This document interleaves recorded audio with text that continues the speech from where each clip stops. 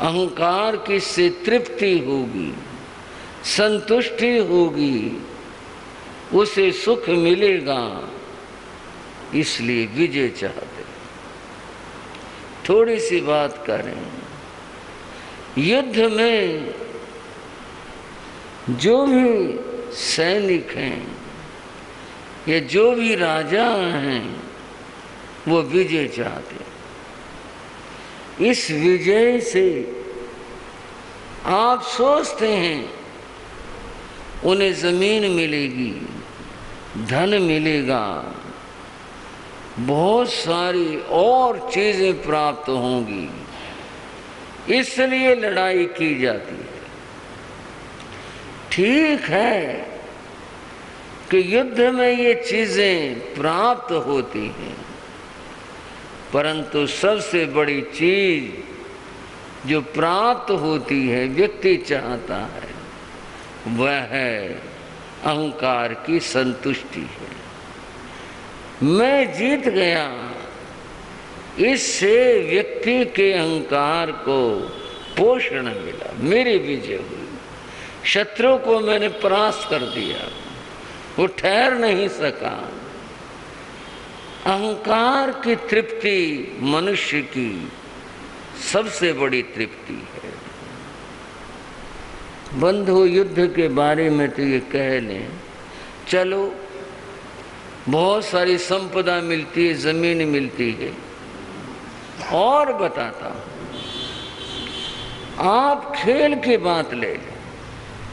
आज वर्तमान में खेल भी पैसों का हो गया, लेकिन सहज आप बच्चों का खेल ले लें या प्रैक्टिस जब की जाती है तब का ले लें, खेल में व्यक्ति विजय चाहता है।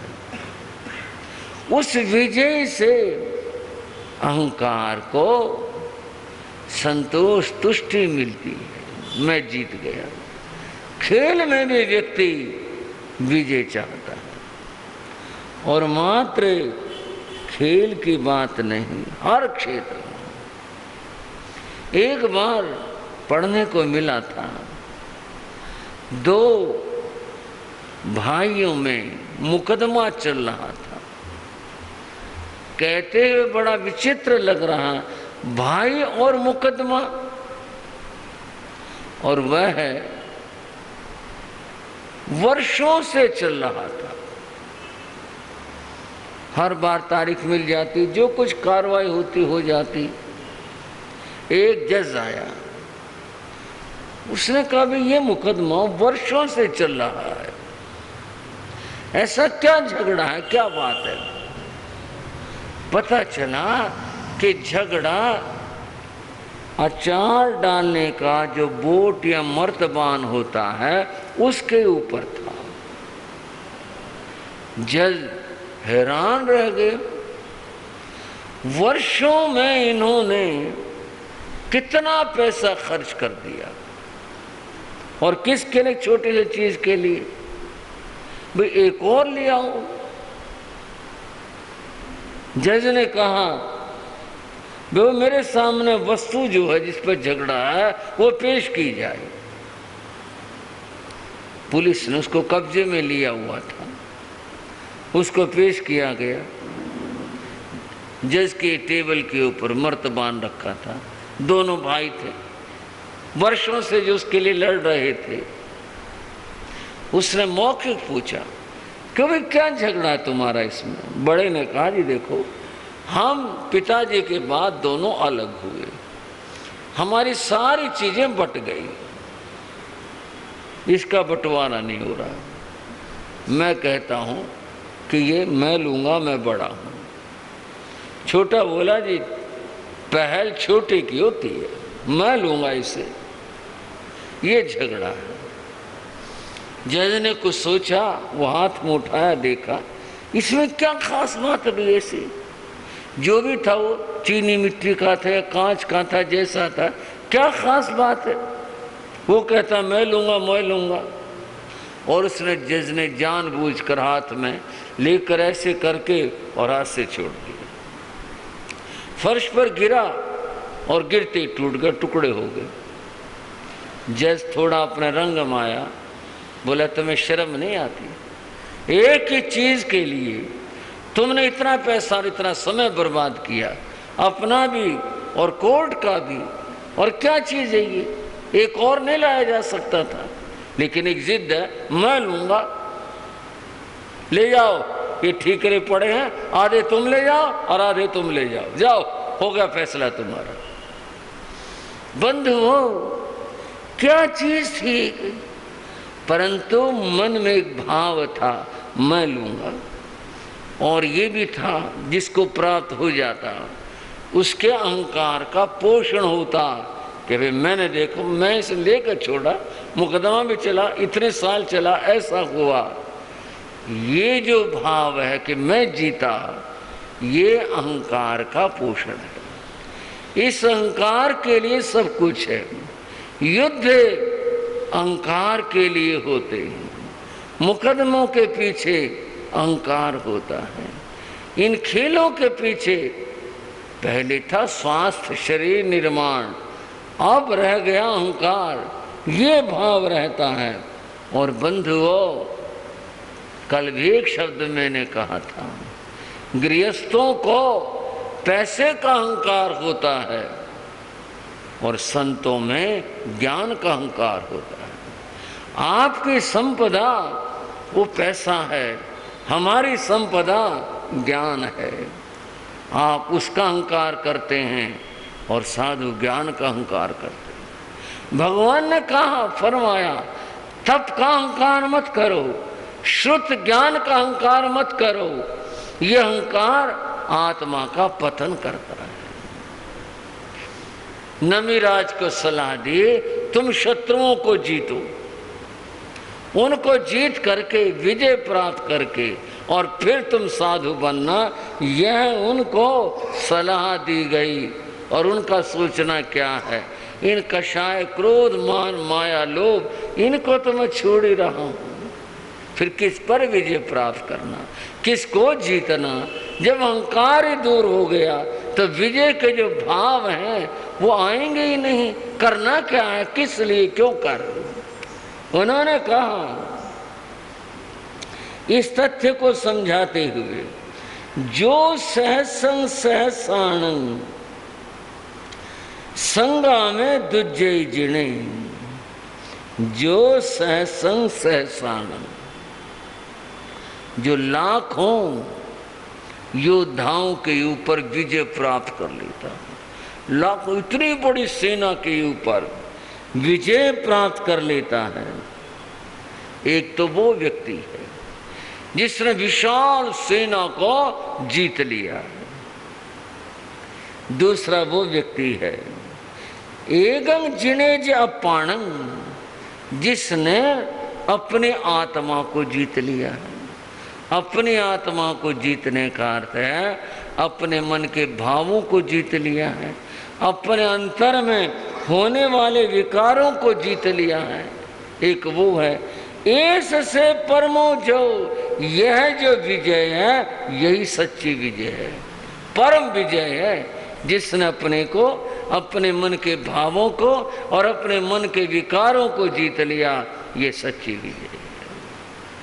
बंधुओं, विजय को लोग बाहर तलाशते हैं, महावीर प्रभु आत्मा के विजय की बात कहते हैं। इसको, अंतर को जीतो, भीतर को जीतो, अहंकार को जीतने वाला, विकारों को जीतने वाला सच्चा विजेता। महात्मा बुद्ध ने कहा, अक्रोधीन जिने को हम, अक्रोध यानी क्षमा से, अक्रोधीन जिने को हम, अक्रोध से क्रोध को जीतो, ऐ साधु साधु ना जिने, और बुराई को भलाई से जीतो। कोई बुरा कर रहा है उसको अच्छाई से जीतो। और क्या कहते हैं, जिन्हें कदारियम दाने ने, कंजूस आदमी को कुछ देकर जीतो, उसको दान दे करके जीतो। जीतने का तरीका है सच्चेन अलीकवादीनम, और झूठे आदमी को सत्य से जीतो। जो विजय है वो ये है कि झूठ को जीतना है और क्रोध को जीतना है और जीतना है बुराई को और जीतना है बंधुओं कृपणता को। इनको जीतना है, इन्हें जीतो, ये विजय सच्ची विजय होगी। और अन्यथा ये जो संसार की विजय, मैंने इतना क्षेत्र जीत लिया, इतनी सेना जीत ली, इतना कुछ जीत लिया, ये सब मन के विडंबनाएं और ये सब मन के भ्रम हैं, ये विजय सच्ची नहीं। भरत चक्रवर्ती अपने दिग्विजय के लिए निकले थे। उन्होंने बहुत क्षेत्र को जीता, आगे बढ़ते चले गए, बढ़ते चले गए। एक स्थान आया कि जहां बहुत विशाल पर्वत आ गया, आगे जाने का रास्ता नहीं था। उस रात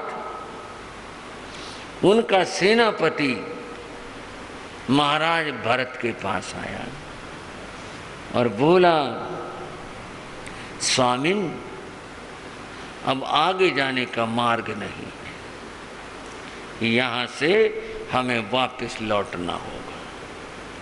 यहाँ आपका ध्वज इस पहाड़ के ऊपर फहराया जाएगा और फिर विजय प्राप्त करते हुए हम वापस लौटेंगे। हमारी विजय का, जीत का चिन्ह होगा, हम यहाँ से जीत कर चलेंगे।